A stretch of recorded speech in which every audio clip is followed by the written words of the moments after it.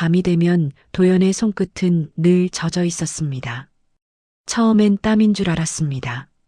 겨울밤 아랫목에 누워 자다 보면 이불 속이 후덥지근해지곤 했으니까요. 하지만 손톱을 보는 순간 도연은 알았습니다. 이건 땀이 아니라는 걸요. 손톱 끝이 하얗게 일어나 있었고 누군가 오랫동안 빨아댄 것처럼 물러 있었습니다. 엄마, 내 손톱이 왜 이래? 아침마다 도연이 물으면 어머니 영숙은 웃으며 대답했습니다. 내가 잠결에 씹은 거겠지. 꿈꾸면서. 하지만 도연은 자신이 손톱을 씹는 버릇이 없다는 걸 알고 있었습니다. 그녀는 15살이었고 자신의 몸에 대해선 누구보다 잘 알았습니다. 1971년 겨울 강원도 정선의 탄광마을은 눈에 파묻혀 있었습니다. 연탄재 냄새와 석탄가루가 하얗게 내린 눈 위에 검은 점을 찍고 골목마다 광부들의 기침소리가 메아리 쳤습니다. 도연의 집은 탄광 입구에서 10분쯤 걸어 올라간 언덕 위에 있었습니다. 방 2칸짜리 판잣집이었지만 아버지 한만수가 벽에 신문지를 여러 겹 발라 바람은 막을 수 있었습니다. 도연은 이곳에서 태어나 자랐습니다. 아버지가 30년 넘게 갱도를 오르내리는 동안 그녀는 어머니 곁에서 밥을 짓고 빨래를 하고 동생들을 돌보며 컸습니다. 학교는 중학교까지 겨우 마쳤습니다. 집안 형편이 그랬으니까요. 아버지는 말이 적은 사람이었습니다. 새벽에 일어나 갱도로 내려가고 해가 질 무렵 돌아와 밥을 먹고 잠들었습니다. 가끔 막걸리를 마실 때면 탄가루 묻은 손으로 도연의 머리를 쓰다듬곤 했습니다. 공부 못 시켜줘서 미안하다. 는 말을 몇 번 했지만 도연은 아버지를 원망한 적이 없었습니다. 이상한 일은 한 달 전부터 시작됐습니다. 잠에서 깨면 손끝이 축축했고 손톱이 물러 있었습니다. 처음엔 대수롭지 않게 여겼지만 날이 갈수록 증상은 심해졌습니다. 어떤 날은 손가락 전체가 붉게 부어오르기도 했습니다. 도연은 밤이 두려워지기 시작했습니다. 방 안에는 늘 석탄 냄새가 스며들어 있었고 낡은 마루가 삐걱거리는 소리가 들렸습니다. 그리고 무엇보다 설명할 수 없는 공포가 공기 속에 감돌았습니다. 누군가 자신을 지켜보고 있다는 느낌, 누군가 자신을 만지고 있다는 확신. 꿈꾼 거야. 그냥 꿈. 어머니는 늘 그렇게 말했지만 도연은 알고 있었습니다. 이건 꿈이 아니라는 걸요. 폭설이 내리던 날 밤이었습니다. 바람이 창문을 흔들고 눈발이 유리창을 거칠게 두드렸습니다. 도연은 이불을 턱까지 끌어올리고 누워 있었습니다. 하지만 잠들지 않았습니다. 오늘 밤만큼은 진실을 확인하기로 마음먹었으니까요. 시간이 얼마나 흘렀을까요? 도연은 눈을 살짝 뜨고 숨을 죽인 채 기다렸습니다. 방 안은 어둠으로 가득 차 있었고 아버지의 고른 숨소리만이 들렸습니다. 그때였습니다. 번개가 쳤습니다. 하얀 섬광이 방 안을 순간적으로 밝혔습니다. 그 짧은 순간 도연은 보았습니다. 자신의 이불 곁에 웅크리고 앉아 있는 누군가를, 자신의 손을 잡고 손톱을 입으로 가져가는 누군가를. 아버지였습니다. 도연의 심장이 멎는 것 같았습니다. 아버지는 도연의 손가락을 입에 물고 천천히 씹고 있었습니다. 마치 무언가를 곱씹듯 아주 조심스럽게. 그의 얼굴엔 표정이 없었습니다. 아버지, 도연이 떨리는 목소리로 불렀지만 아버지는 대답하지 않았습니다. 그는 천천히 도연의 손을 놓고 그림자 속으로 사라졌습니다. 다음 날 아침 도연은 손끝을 내려다보았습니다. 여전히 축축했고 손톱은 더 깊게 물려 있었습니다. 아버지는 평소처럼 식탁에 앉아 밥을 먹고 있었습니다. 도연은 확신했습니다. 아버지가 이상해졌다고. 아버지가 밤마다 자신에게 무언가를 하고 있다고. 그리고 그녀는 알고 있었습니다. 이건 시작에 불과하다는 것을요. 도연은 그날 하루 종일 말을 하지 않았습니다. 아침 밥상에서도 빨래를 넣을 때도 저녁 준비를 할 때도 입을 꾹 다물고 있었습니다. 어머니가 몇 번 물었지만 고개만 저었습니다. 말을 꺼내는 순간 지난밤 본 것이 진짜가 되어버린 것 같았으니까요. 하지만 해가 지고 저녁이 되자 더는 참을 수 없었습니다. 석탄 난로가 타닥거리는 소리만 가득한 안방이었습니다. 아버지는 벽에 기대 앉아 담배를 피우고 있었고 어머니는 바느질을 하고 있었습니다. 도연은 방문 앞에 서서 한참을 망설였습니다. 아버지, 도연이 입을 열었습니다. 목소리가 떨렸습니다. 어젯밤 제 손을 아버지의 손이 멈췄습니다. 담배 연기가 천천히 피어올랐습니다. 왜 제 손을 그렇게 하신 거예요? 방 안이 조용해졌습니다. 석탄 난로의 불꽃만이 흔들리고 있었습니다. 아버지는 담배를 재떨이에 비벼 끄고 한동안 아무 말도 하지 않았습니다. 앉아라. 아버지가 낮은 목소리로 말했습니다. 도연은 방문을 닫고 조심스럽게 아버지 앞에 앉았습니다. 손이 떨렸습니다. 아버지는 천천히 일어나 장롱 위에 있던 낡은 나무 상자를 꺼냈습니다. 먼지가 수북이 쌓인 상자였습니다. 아버지는 상자를 무릎 위에 올려놓고 뚜껑을 열었습니다. 안에는 오래된 사진 몇 장이 들어 있었습니다. 그는 사진 한 장을 꺼내 도연에게 건넸습니다. 이거 너다. 도연은 사진을 받아들었습니다. 사진 속엔 서너 살쯤 되어 보이는 어린아이가 있었습니다.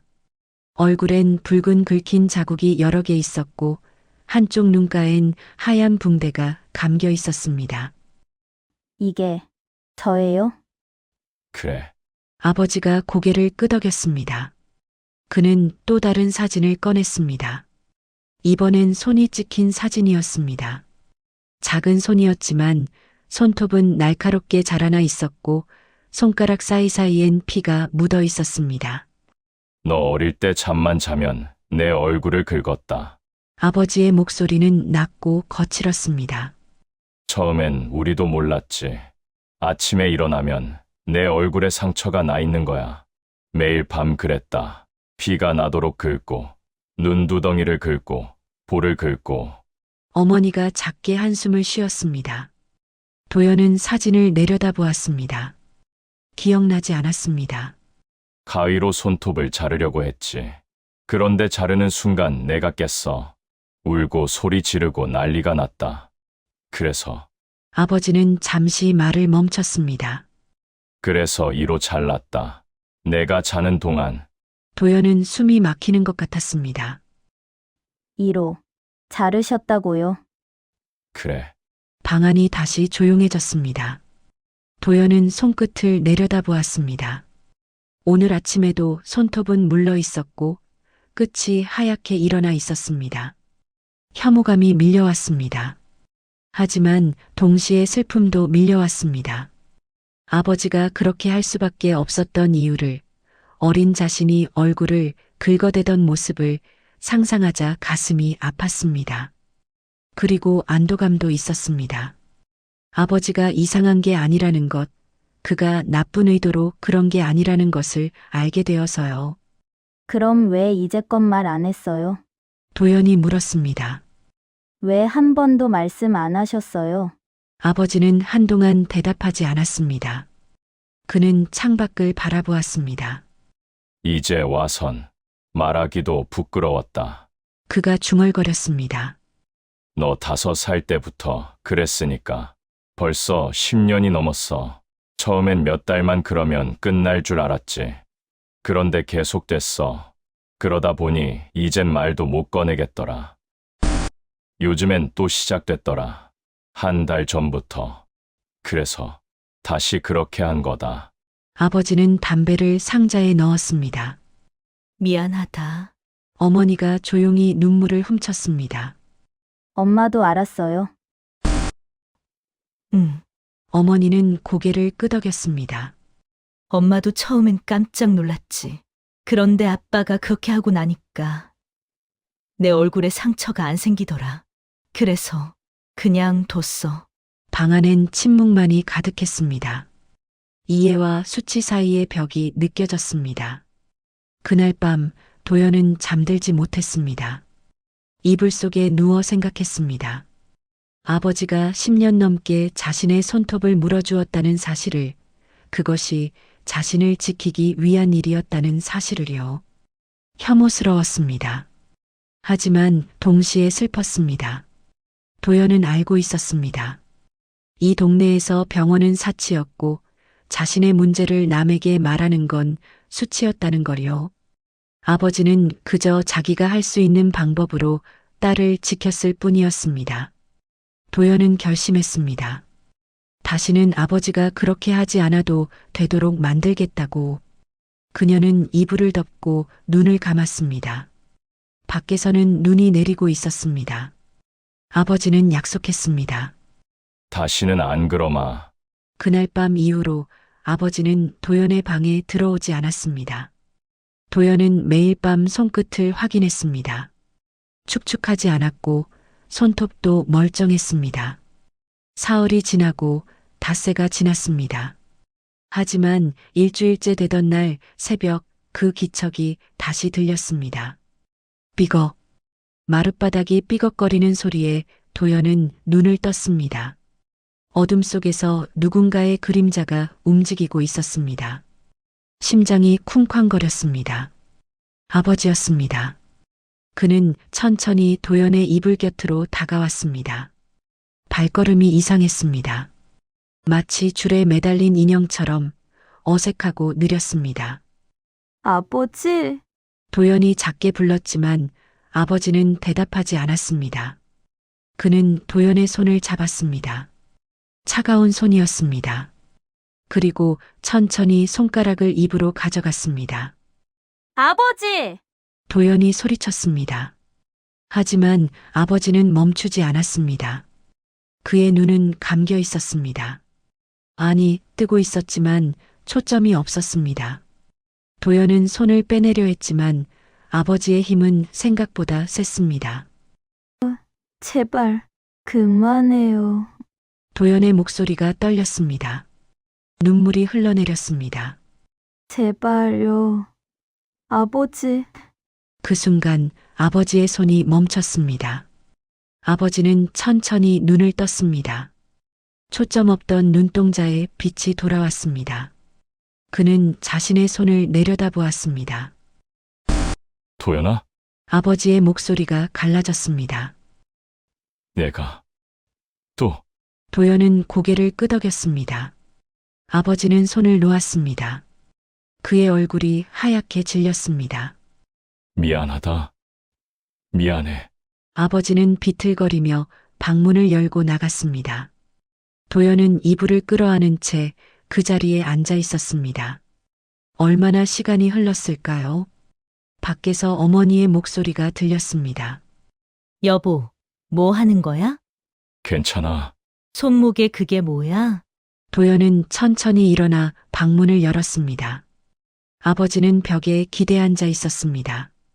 그의 손목엔 하얀 천이 묶여 있었습니다. 여러 겹으로 꽉 묶여 있었습니다. 뭐 하시는 거예요? 도연이 물었습니다. 아버지는 고개를 들지 않았습니다. 자는 동안 손이 안 움직이게. 여보, 어머니가 소리쳤습니다. 하지만 아버지는 고개를 저었습니다. 이렇게라도 해야지. 안 그러면 또 그럴 것 같아. 도연은 아버지를 바라보았습니다. 하얀 천으로 묶인 손목, 구부정하게 웅크린 어깨, 고개를 숙인 채 벽만 바라보는 뒷모습. 도연은 처음으로 아버지를 다르게 보았습니다. 무서운 사람이 아니었습니다. 이상한 사람도 아니었습니다. 약한 사람이었습니다. 자신을 지키려다 자기 자신도 통제할 수 없게 된, 그래서 스스로를 묶어야만 하는 약하고 슬픈 사람이었습니다. 병원에 가요. 도연이 말했습니다. 네? 어머니가 돌아보았습니다. 병원에 가야 해요. 이건 아니잖아요. 도연의 목소리는 떨렸지만 단호했습니다. 이렇게 손 묶고 사는 게 말이 돼요? 병원에 가서 제대로 봐야 해요. 돈은 제가 마련할게요. 도연이 끊었습니다. 탄광식당에서 일할게요. 그러니까 병원에 가요. 제발. 어머니가 도연을 보았습니다. 눈가가 붉어져 있었습니다. 알았다. 어머니가 작게 말했습니다. 춘천에 작은 병원이 있어. 거기 가보자. 다음 날 도연은 어머니와 함께 버스를 탔습니다. 춘천까지는 2시간이 걸렸습니다. 병원은 춘천역 근처에 있었습니다. 낡은 2층 건물이었지만 간판은 깨끗했습니다. 의사는 50대쯤 되어 보이는 남자였습니다. 안경을 쓰고 있었고 목소리는 부드러웠습니다. 어떻게 오셨습니까? 어머니가 아버지의 증상을 설명했습니다. 의사는 고개를 끄덕이며 들었습니다. 몽유성 강박 행동입니다. 의사가 말했습니다. 잠든 상태에서 특정 행동을 반복하는 증상이죠. 본인은 기억하지 못합니다. 스트레스나 불안이 원인일 수 있습니다. 치료할 수 있나요? 도연이 물었습니다. 물론입니다. 의사가 미소 지었습니다. 약물 치료와 수면, 습관 교정이 필요합니다. 시간이 걸리겠지만 충분히 나아질 수 있습니다. 그날부터 아버지는 약을 먹기 시작했습니다. 처음 일주일은 변화가 없었습니다. 하지만 2주째가 되자 도연의 방에 들어오는 횟수가 줄었습니다. 3주째엔 완전히 멈췄습니다. 한 달이 지났을 때 아버지는 처음으로 손목에 천을 묶지 않고 잠들었습니다. 아침에 일어났을 때 그는 어머니에게 물었습니다. 어젯밤에 괜찮았어? 응. 아무 일 없었어. 어머니가 웃었습니다. 아버지는 한참 동안 자신의 손을 내려다보았습니다. 그리고 작게 한숨을 쉬었습니다. 2달째 되던 날 가족은 저녁 식탁에 둘러앉았습니다. 예전처럼 침묵만 흐르지 않았습니다. 어머니가 반찬 이야기를 했고 아버지가 갱도에서 있었던 일을 말했습니다. 도연도 식당에서 있었던 일을 이야기했습니다. 작은 대화들이었지만 그것만으로 충분했습니다. 밤이 되자 도연은 자신의 방에 누워 손끝을 확인했습니다. 말랐고 손톱은 멀쩡했습니다. 그녀는 이불을 덮고 눈을 감았습니다. 밖에서는 바람이 불고 있었습니다. 하지만 더 이상 무섭지 않았습니다. 도연은 잠들었습니다. 오랜만에 편안하게. 도연은 이제 73이었습니다. 춘천의 작은 아파트 거실에서 그녀는 손녀에게 바느질을 가르치고 있었습니다. 창밖으로는 봄바람이 불어왔고 커튼이 살랑거렸습니다. 손녀는 10살이었습니다. 할머니, 이렇게 하는 거 맞아요? 그래. 잘하고 있어. 천천히 해. 도연은 손녀의 손을 잡아 방향을 잡아주었습니다. 주름진 손이었지만 여전히 바늘을 쥐는 힘은 단단했습니다. 할머니, 손녀가 바느질을 멈추고 고개를 들었습니다. 할머니는 무섭던 일 있었어요? 도연의 손이 잠시 멈췄습니다. 왜 갑자기 그런 걸 물어? 엄마가 그랬어요. 할머니는 어릴 때 힘든 일이 많았대요. 도연은 잠시 눈을 감았습니다. 어둠 속에서 오래된 기억이 떠올랐습니다. 석탄 냄새, 삐걱거리는 마룻바닥, 축축한 손끝, 그리고 아버지의 차가운 손. 있었지. 도연이 눈을 떴습니다. 할머니도 내 나이 좀 지났을 때 무서운 일이 있었어. 도연은 천천히 이야기했습니다. 15살 때의 일을, 석탄 난로가 있던 안방을, 나무 상자 속의 사진들을, 그리고 손목을 묶고 잠들던 아버지를요. 손녀는 조용히 들었습니다. 중간중간 놀란 표정을 지었지만 끝까지 말을 끊지 않았습니다. 그때 난 아버지를 미워했단다. 도연이 말했습니다. 왜 그런 식으로 하셨는지 이해할 수 없었어. 무섭고 이상하고 혐오스러웠지. 하지만 지금은 알아. 뭐려? 사랑은 꼭 예쁜 모습으로 오진 않더라. 도연은 손녀의 손을 잡았습니다. 아버지는 할 수 있는 방법으로 할머니를 지켜주신 거야. 서툴렀고 이상했지만 그게 아버지의 사랑이었어. 손녀는 도연의 손을 내려다보았습니다. 주름진 손이었고 손가락 마디마디엔 세월의 흔적이 새겨져 있었습니다. 지금도 무서워요? 아니, 도연이 미소 지었습니다. 이젠 그립단다. 창밖에서 바람소리가 들렸습니다. 도연은 바람소리를 들으며 속삭였습니다. 아버지의 사랑은 거칠었지만 결국 나를 살게 했어요. 도연은 바느질감을 다시 집어들었습니다. 하얀 천이었습니다. 그녀는 바늘에 실을 꿰고 천천히 글귀를 새기기 시작했습니다. 할머니, 뭐라고 쓰는 거예요? 손녀가 물었습니다. 도연은 바늘을 움직이며 대답했습니다. 서툰 사랑도 사랑이다. 그 문장은 천천히 정성스럽게 새겨졌습니다. 한 땀 한 땀 도연의 손끝에서 글자가 만들어졌습니다. 서툰 사랑도 사랑이다. 그 문장은 도연이 살아온 인생이었습니다. 아버지의 기억이었고 그녀가 배운 것이었습니다. 완성된 자수를 보며 도연은 미소 지었습니다. 이게 할머니의 마지막 자수란다. 마지막이요? 왜요? 이제 다 말했으니까 하고 싶었던 말을. 도연은 자수를 액자에 넣었습니다. 그리고 거실벽에 걸었습니다. 하얀 천 위에 새겨진 검은 글씨가 빛을 받아 반짝였습니다. 손녀는 할머니 옆에 서서 자수를 바라보았습니다.